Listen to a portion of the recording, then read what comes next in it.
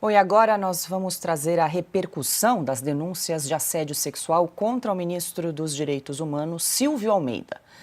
A ministra da Igualdade Racial, Aniele Franco, confirmou para ministros do Palácio do Planalto que teria sido vítima de assédio sexual por parte de Silvio Almeida. A ministra relatou aos colegas que durante uma reunião realizada em 2023, Almeida teria passado a mão entre as pernas dela por baixo da mesa.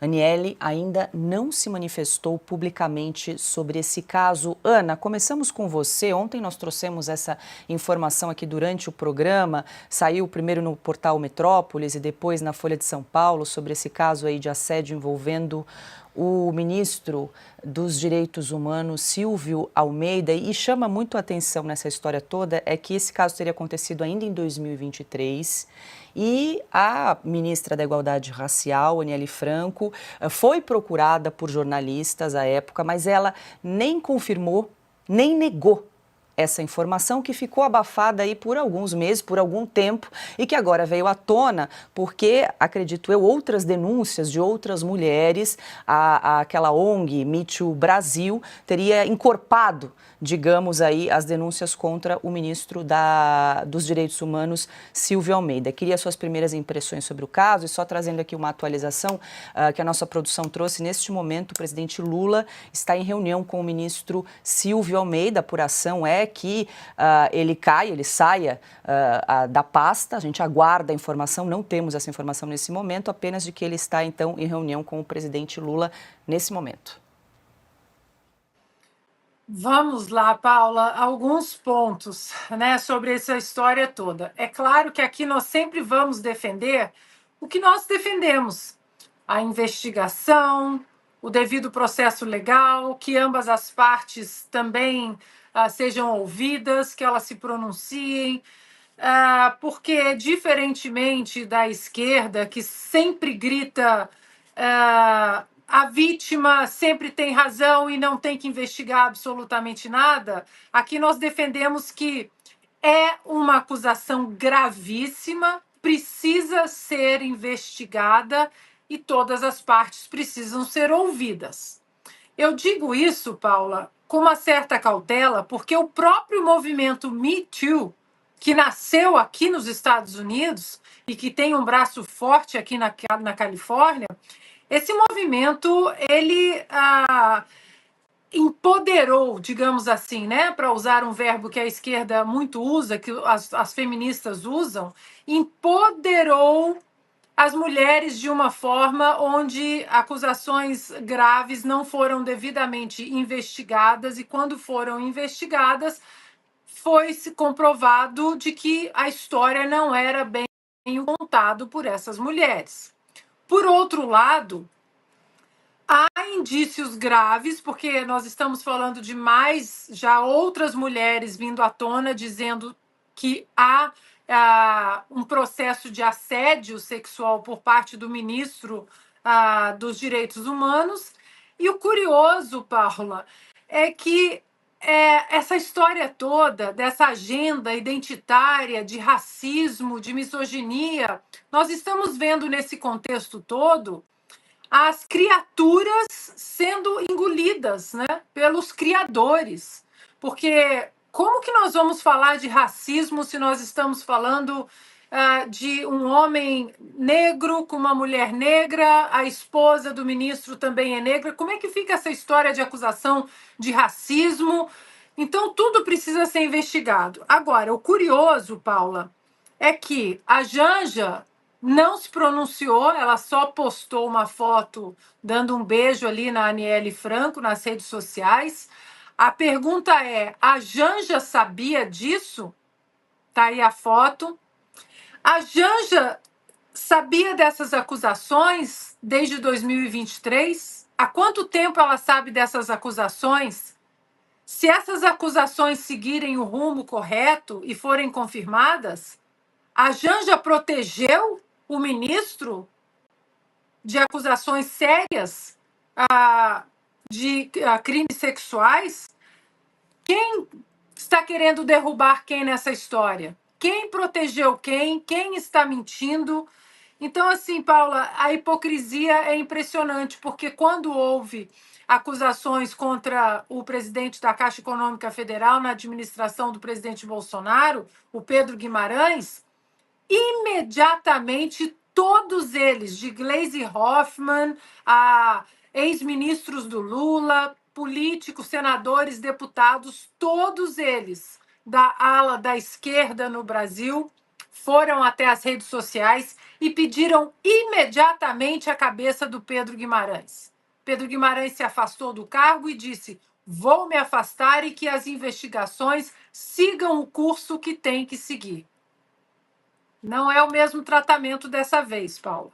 Inclusive, o próprio presidente Lula disse que são acusações graves, mas nós temos que ouvir o ministro, porque no Brasil o devido processo legal precisa ser respeitado. Que coisa ouvir isso, que o devido processo legal precisa ser respeitado. Só para um lado. Para o lado da direita, atropelem esse processo legal em qualquer inquérito, em qualquer investigação e guilhotinem as cabeças das pessoas que pertençam ao espectro político-ideológico da direita. Aguardamos as investigações, Paula, e os pronunciamentos oficiais dos dois ministros. Exatamente, a gente vai aguardar as investigações, trazer mais repercussão sobre o caso. E hoje, o Ministério das Mulheres emitiu uma nota a respeito desse caso. No texto, a pasta defende a investigação das denúncias, abre aspas, com rigor e perspectiva de gênero, dando o devido crédito à palavra das vítimas, fecha aspas. Alexandre, só para constar e informar nossa audiência, a ministra das Mulheres é a Cida Gonçalves. Poucas vezes a gente fala dela aqui, né? Então a gente traz essa nota aí do Ministério das Mulheres sobre o caso. E algo que chama atenção nessa denúncia é que a Aniele Franco, a ministra aí da Igualdade Racial, teria abafado essa denúncia de assédio, segundo a apuração aí dos jornalistas, para proteger o governo Lula. A Ana trouxe também essa ponderação de que talvez a primeira-dama já soubesse também do caso há bastante tempo, o presidente Lula também, e teriam abafado a situação. E aí trago também uma apuração do Estadão de que não só a primeira-dama e o presidente sabiam, como também 4 ministros do governo também já tinham essa informação desde o ano passado, a apuração do Estadão. São eles Alexandre Padilha, das Relações Institucionais, Vinícius Carvalho, da Controladoria Geral da União, o Jorge Messias, advogado-geral da União, e também o Paulo Pimenta, ex-SECOM. Pois é, onde é que está a sinceridade dessas pessoas de defender princípios, né?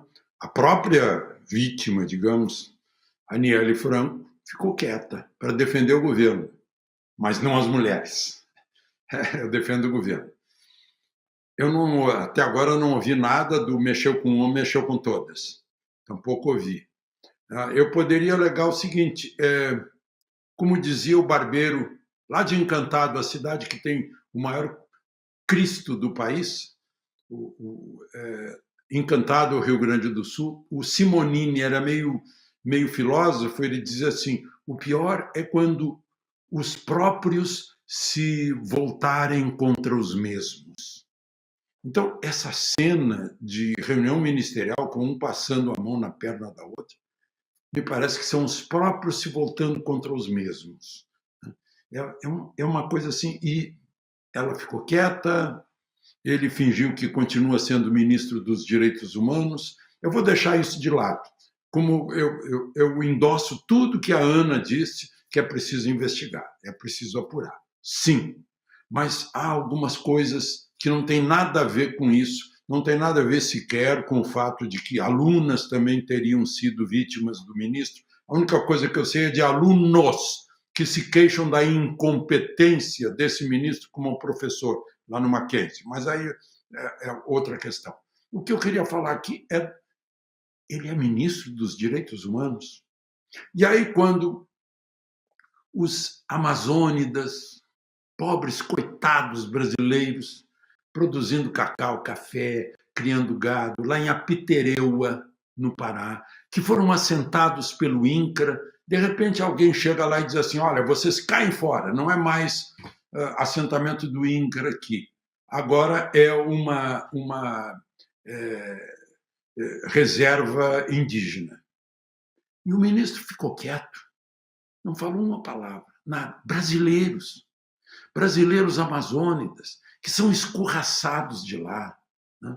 Os próprios garimpeiros, puxa, é ilegal, mas saem queimando tudo, afundando tudo, afunda o fogão da família, a cama do casal, a cama da criancinha, e o ministro não diz nada, meu Deus do céu. Tudo bem que ele não diga dos avanços dele, das perturbações mentais dele. Agora, ficou feia essa nota. Né? Eu que adoro o doutor Sigmund Freud, que coisa. Esse mecanismo de transferência dele Alexandre, desculpa. Passou para...